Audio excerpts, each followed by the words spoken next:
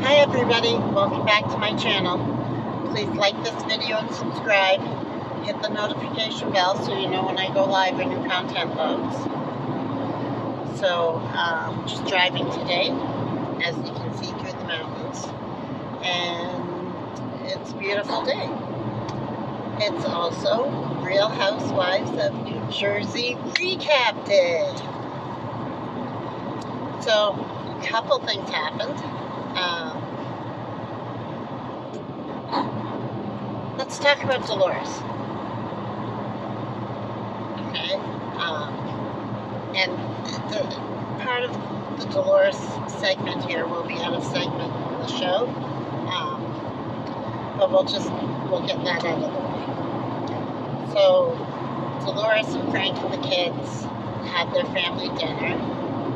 And Frank did a practice proposal for his girlfriend Brittany, and everybody in the restaurant thought he was proposing to Dolores. That was cute. That was fun. They're an amazing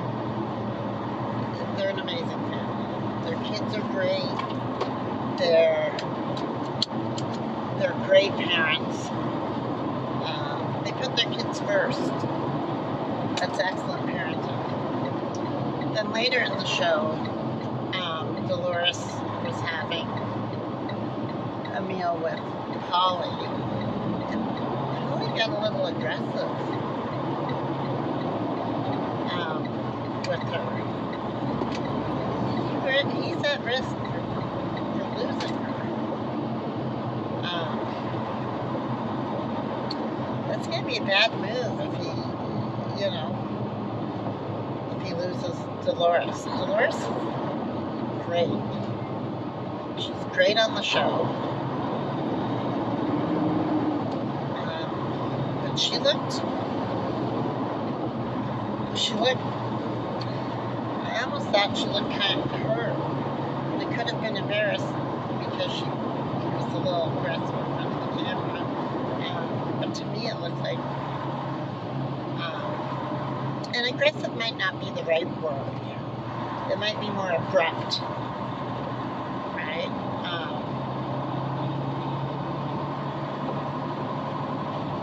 I don't think it was so much, like he could have said it in a nicer way, what he said.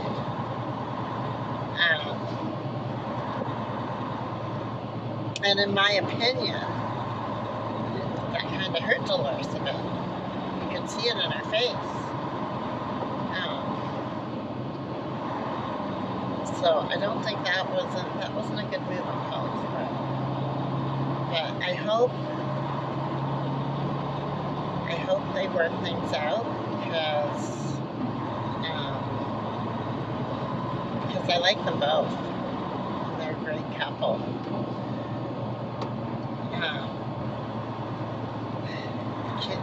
Came up the topic of them buying a house came up. Dolores doesn't want to buy a house with him until he's divorced. I get that. Even though that he's been separated so long. You don't want to buy a house with somebody that's legally attached to somebody else. That's putting your asset at risk. So that's not a good idea. So good for Dolores for waiting.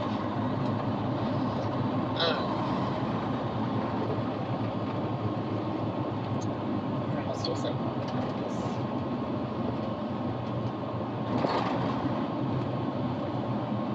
Yeah, so there is that.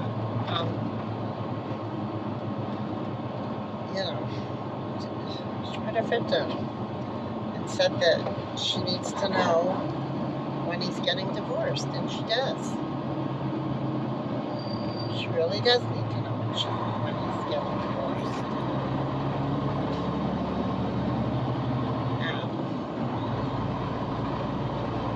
But he needs to crap or get off the pot. There's nothing wrong with her wanting him to get divorced. and then deciding what they're doing for their living situation. If she moves on, Paulie's going to be the big loser of that situation. He's going to lose big time. So, Paulie, not much chance you're watching this video, but if by some chance you stumble across it, you gotta step it up, but we like you on the show. You and Dolores are great together. Don't lose her. Don't blow this baby. So there is that. The next thing is the sit-down with John Fugazi and Rachel Hudell and Louis Andrews. So before the sit-down,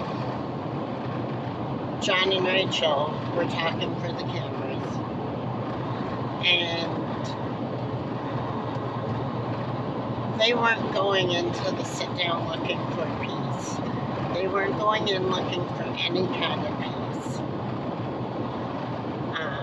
Fugazi was looking for and demanding an apology.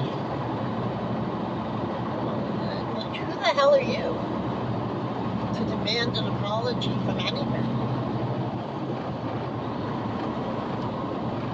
She stated a fact about what happened in your past, not when you were a teenager, because 20 is not a teen number. Okay, you were a young adult, yes. Apparently, you've moved on from that lifestyle. Okay. You brought Jaden's real mom and her issues onto the show. You brought this all to light. And arrest records, whether there's a conviction, whether there's a plea, no matter what, arrest records are available.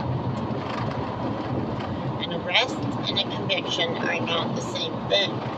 And just because there's no conviction for what you were originally charged with does not mean there's no record of it.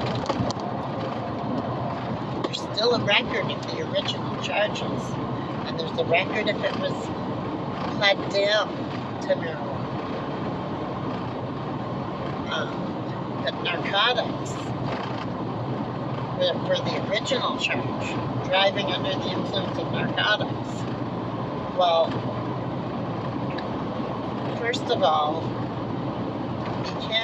there's no way to really tell if somebody's driving under the influence of marijuana.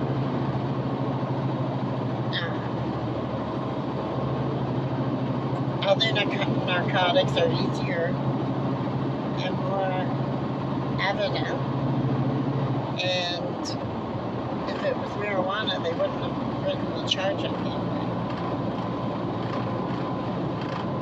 So it would be an impaired charge, more like a driving while impaired. Not driving under the influence of narcotics. It's written up as narcotics when it's a harder narcotic. Allegedly.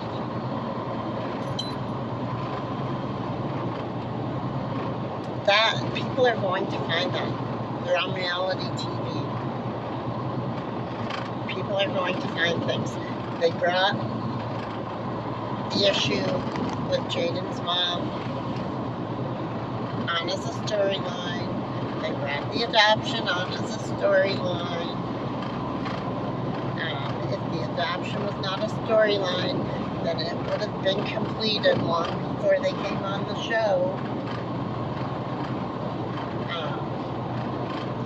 And then the other stuff probably wouldn't have come out, or would have been less likely to, because when the show started, it would have been just Rachel and Jaden's mom, and there wouldn't have been any other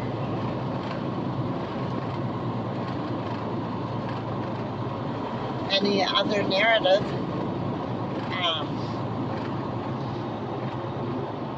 So by bringing Jaden's real mom's issues onto the show, they opened up the narrative, and people are going to dig, and people are going to want to know. Just like Megs said that Danielle's brother's story, something was missing, and it wasn't the whole story. Same thing.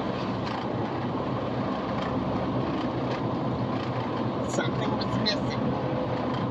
The whole story wasn't not presented. Lots of people do stupid stuff when they're kids and get over it. Where it looks like you're not getting over it is when you're an adult and you get so bent out of shape, it makes it look like it might still be going on. That's my opinion. So anyway, so they go into the sit down, and Fugazi is just yammering.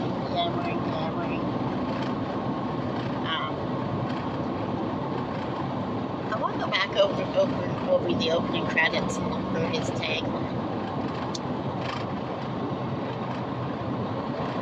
Because Louis, as a husband, let the housewife, and it's Real Housewives of New Jersey, Louis let the housewife take the lead in the meeting. And Fugazi didn't let Rachel say a word. Rachel got in, and again, he was bringing up Jaden's mom. Of course, Rachel, when Teresa tried to shut that down, said, "Don't bring up Jaden's mom." Rachel's like, "I'm Jaden's mom, nice to meet you." That was very immature. If you're secure in your position as his mother, you don't have to point that out every 10 seconds. There's some insecurity there. And it's probably insecurity stemming from off-camera stuff or whatever. But John Fugazi did not want an apology. He just wanted to yammer. He wanted their 15 minutes for a scene, because this is their storyline. Teresa is their storyline.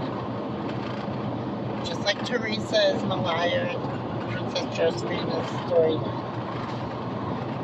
Teresa is Meg's storyline.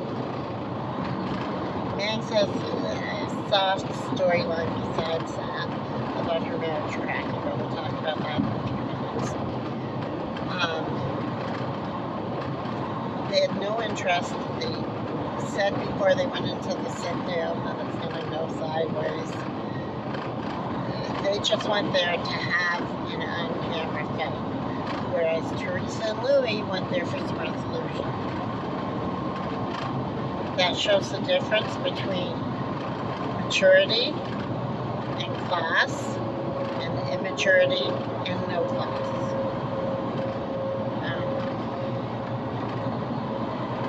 That's all. And again, John Fugazi brought up his ex. Now that we're on that topic, let's go back to the Rachel's insecurity. She's got to feel insecure because he keeps bringing up his ex. Like, he is obsessed with his ex. At this point, I've seen many vloggers in many comments on different videos or different posts that say the level of obsession that he is showing towards his ex would indicate that he's still in love with her and very bitter about losing her. And I know they're going to laugh and say, well, she was in prison, blah, blah, blah. Who would be in love with somebody that's in prison? Well, lots of people would be. Because it doesn't, she made mistakes. Humans make mistakes.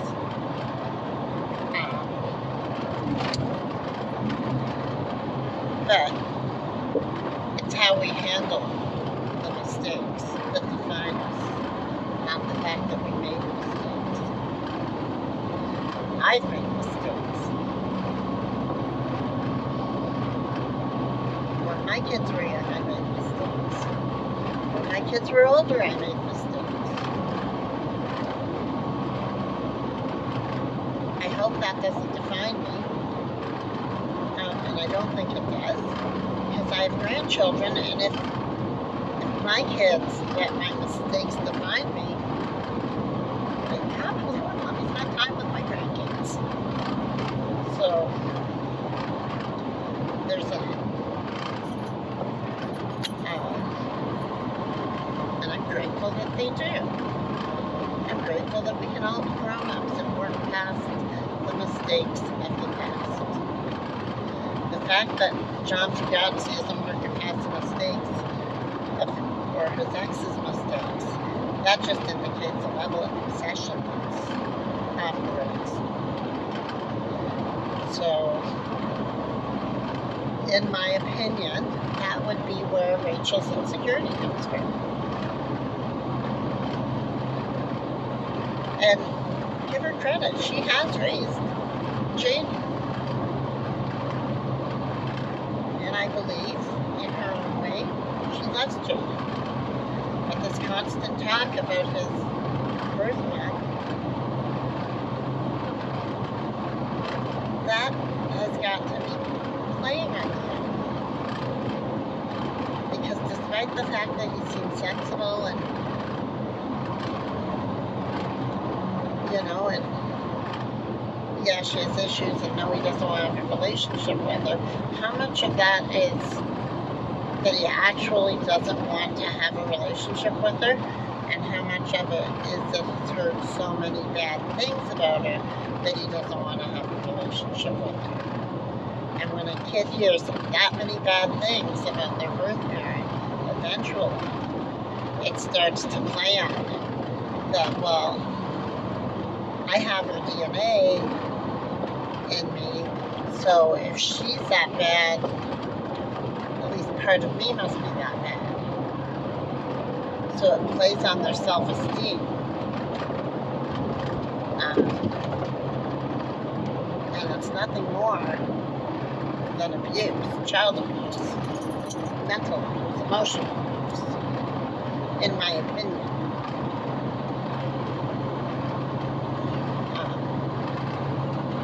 Another thing that struck me as odd about that meeting is, as soon as they get there, as soon as Rachel and John Fugazzi get there, they slam back 2 or 3 shots of tequila. It's pretty early in the day to be slamming back shots of tequila. Even if you are using it as liquid courage, if you need to use tequila as liquid courage, that might be cause for concern. And then when they left, they got in a car and drove. And there was not 2 hours between when they had that last drink. There wasn't 2 hours between each of the shots. And then there wasn't 2 hours when they went and got in the car and drove. Bad move. Really bad. So nothing was resolved in that meeting. Teresa and Louis kept their composure. Hugo and Fugazzi did not. They acted up for their 15 minutes of the scene. Clearly, Teresa's their story. talk about Margaret is upset over her ex-husband's death, and is saying that there's cracks in her relationship with Joe. Well, of course there is. She's always emasculated. Ever since they started on the show, she's emasculated. And, I mean, you can see it bothers her.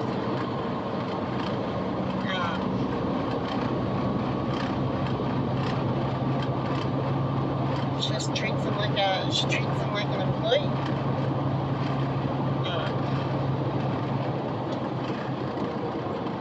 She says that in the one conversation on the show, she was talking to Rachel, I believe. Because Rachel wanted another seat, so she called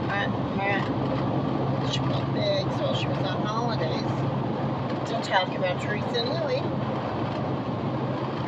I hope Teresa and Louie get paid extra.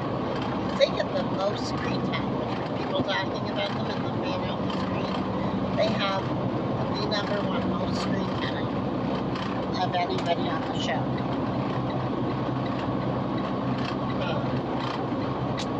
And the other side is they're obsessed with Teresa and Louie. Anyway, Margaret says about Louie mooching off his wife. Well, I mean, your husband hasn't had a job since the time he's been on the show. Joey hasn't. So, I don't know. Can't see where that's correct. Yeah. And like, she totally emasculates him, so that could be where the cracks in their relationship are from. And then last season, it showed scenes of Joey out with Lexi and Lexi's son, and he looked a lot happier out doing errands or out doing whatever with Marge's assistant than he ever has of any of the times that Megs has emasculated him on the show. Like, she treats him like he's less than. That could be where the cracks in the relationship are at. Something to think about.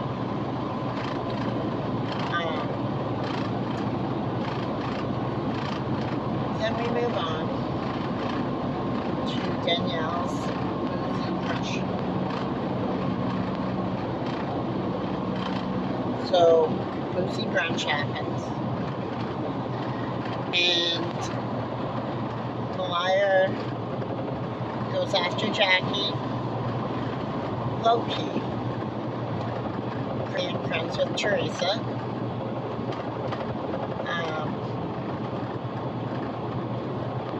And Jackie showed back and said she's going to be friends with who she wants. She's going to move on from things when she wants. Well, I mean, we know that it was Max that started the Evan rumor, because Joey even said he heard it in his house before he heard it anywhere else. And the way Meg's expression, what Teresa told her, and the way Meg's attacked Joe when that came out, you can totally tell she's guilty. Now, Jackie isn't saying that's what happened in her environment's relationship, but it's pretty obvious that that's the case. So, there's that. And then Rachel Boudreaux attacks Teresa. Points out that Teresa went to jail as a real nice woman. Yes, she did. And Teresa owns it. And has on from it. But then she asked Teresa, what has Teresa done? Okay, so let's go there.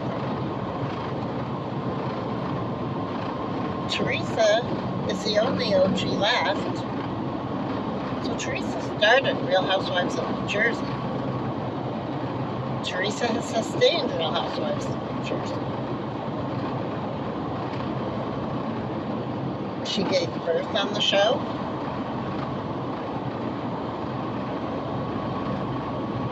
She dealt with her legal problems on the show. And yes, she went to prison on the show. And let's not forget that while she was in prison, they actually paused the show except for a Teresa Checks In special.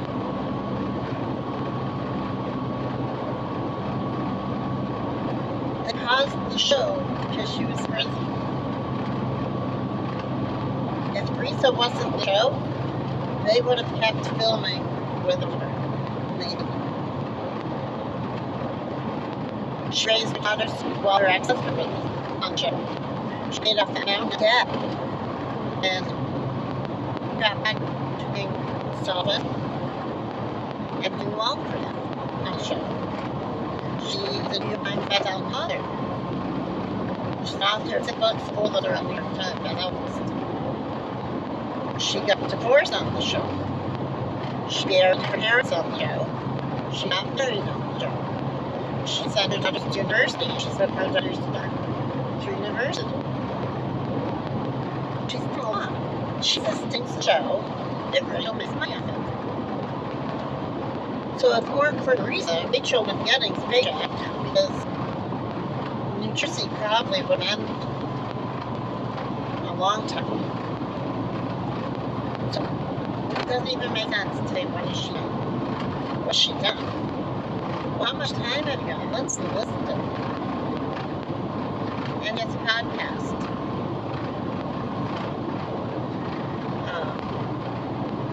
And then she calls her a has-been. Has-been.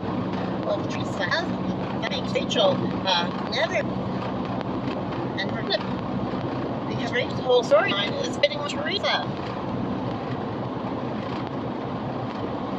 Teresa's the only relevant one really on. So, check her and back you relevant too, which I passed through. Everybody is the third one. Revolves around Teresa. That's how that has to be.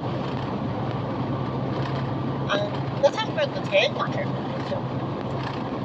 Rachel tagline. If you will have my back, please stay back home. Well, Jack and Jen Bessler are showing that they have back home by not being bullied and not being friends with them. So, Rachel needs to start being friends. Almost nothing he says makes sense.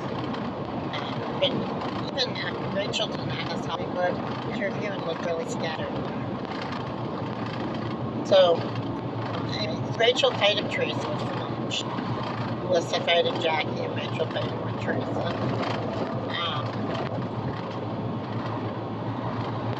Rachel was acting very immature. Teresa took her composure and Glenn's left.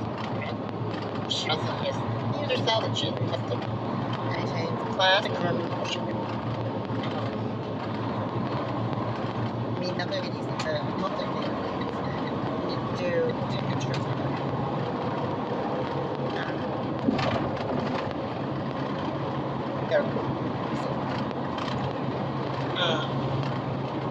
Jennifer Aiden and Malire had a lunch together.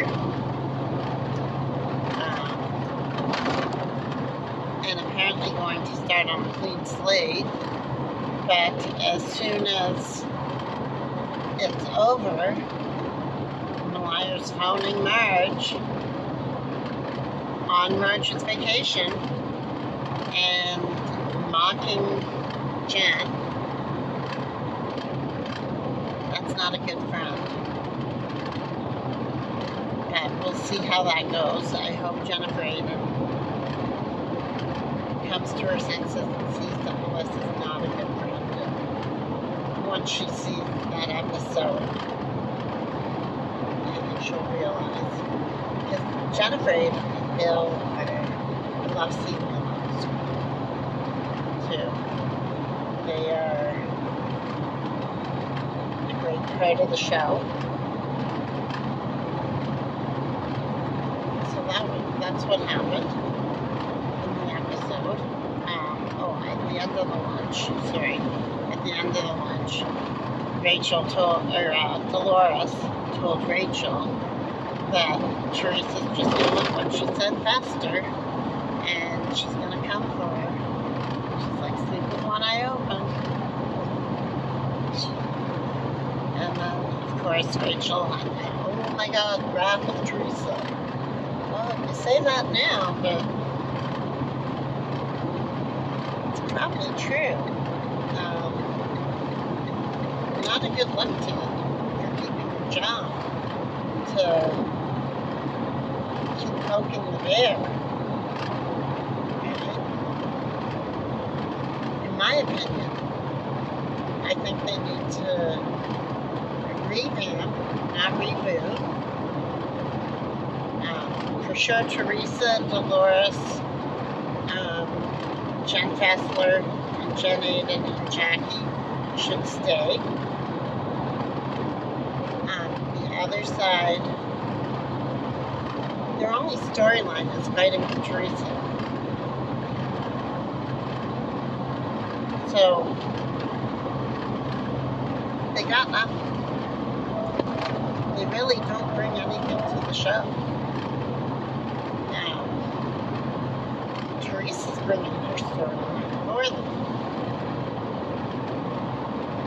They should even get as a guest, even if they brought Jacqueline and Loretta back as a friend who came up to visit, and Ziggy Flicker coming up to New Jersey to visit, because they live out of state now, but they've got to be back to visit. Bring Danielle Staub back. God, I hope they bring Kim D back. Get back to the roots of the show.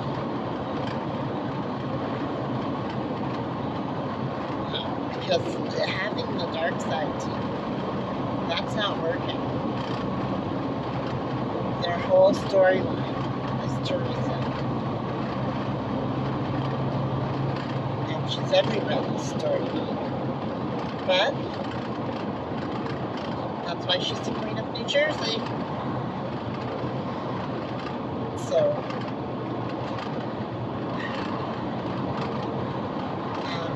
that's why the show's been on as long as it has. Because she has sustained it. There is no show without her. So, we have to keep her now. But they have to do something. Now, I did see a headline where it said that they were, and it was a headline from one of the major entertainment news sources, that when they revamped it would be with Dolores, Teresa, and that they were keeping Rachel. I don't know why they'd keep Rachel, maybe somebody for Teresa to fight with for one more season. But I don't like keeping her. And that everybody else was on the chopping block. I can't see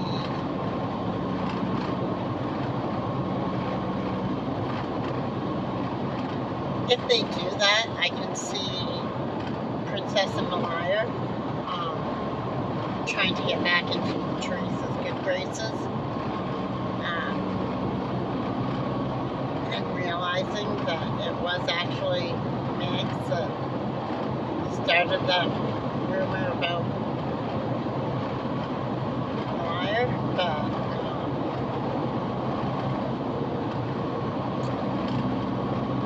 I mean, if they deleted Max, that would work. I think everybody else Melissa, Margaret might settle down and calm down.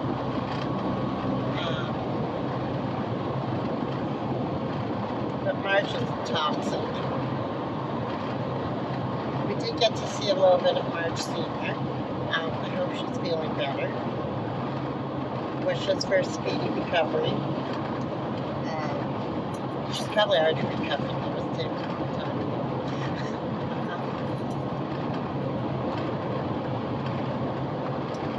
So there is that. I don't believe for a second that Louis called Margaret's son.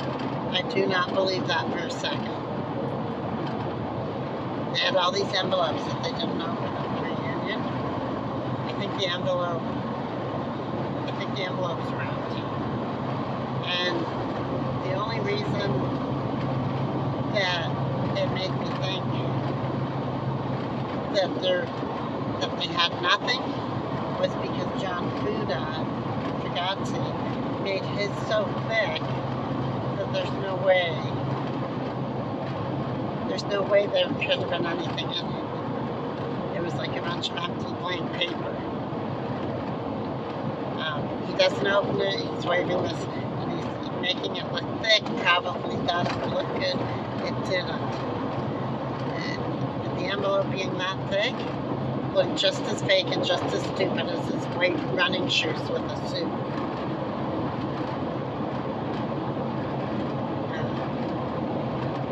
Time to grow up and use your head.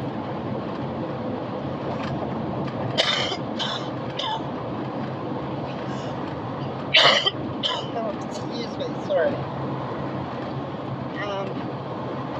Another thing, there are headlines about a slander case. Evidently, Fugazzi and Bill are leveling a slander case, apparently against Teresa, over bad reviews for his business. Well, a couple of things. A, Fuda Tile is owned by Yvonne Fuda, not John Fuda. It's his family's business, not his business. Secondly, those reviews are legitimate customer reviews that the owner, Yvonne Fuda, of Fuda Tile, answered to.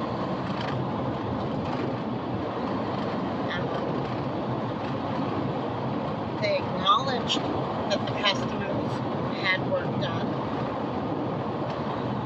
They verified that they're actual real customer reviews by answering them.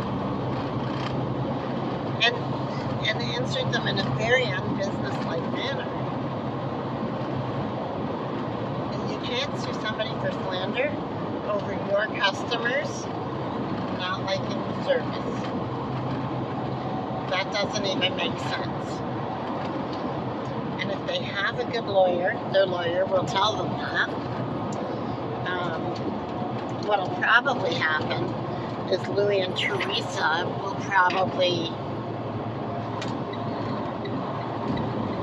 countersue, because saying that they did this is actual slander when clearly they didn't.